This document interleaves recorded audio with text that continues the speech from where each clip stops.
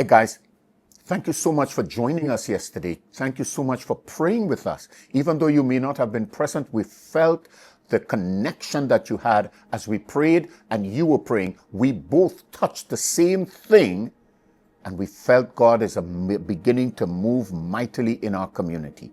Hear what the book of Proverbs chapter 4:23 says. It says, guard your heart because from it are the issues of life. It seems to be saying we've got to be cognizant of the reality that there are things bombarding our minds and trying to turn our hearts.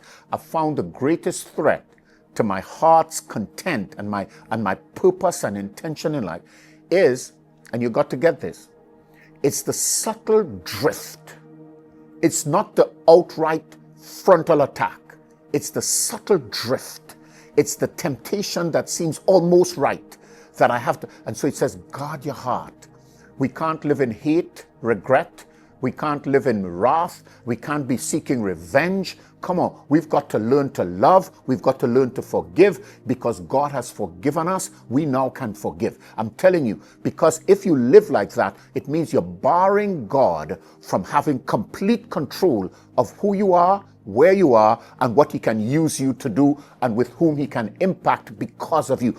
As a soldier, you've got to hear what God is saying and be able to execute in every circumstance. That's why we've got to guard our hearts.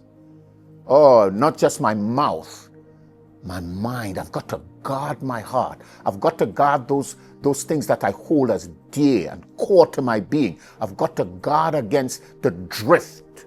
I've got to guard against the enemy subtly moving in and pushing me away from God and pushing me away from the things of God and dulling the sharpness of my ability. And I tell you what, there are several things out there that can definitely move us away from the hand of God, move us away from the presence of God. And so we say like Moses, if you're not going with us, we're not going. We say like David, do not take your spirit from me. Guard our hearts. And today, and I tell you what, today there will be an opportunity for you to, or several opportunities for you to practice guarding your heart. Oh, somebody says, not today, devil. And I think that's one of the statements we've got to get. When Jesus said, get thee behind me, Satan, he's talking to a friend. He was talking to a disciple. He's talking to the guy who would lead the church thereafter.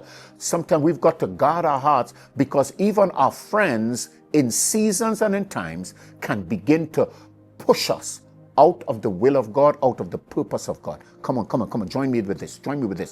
Guard your heart. Stand resolute.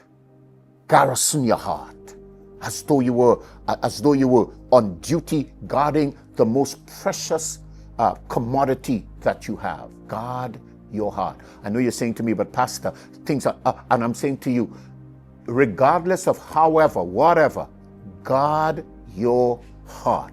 I command you to do it in Jesus' name. Guard it.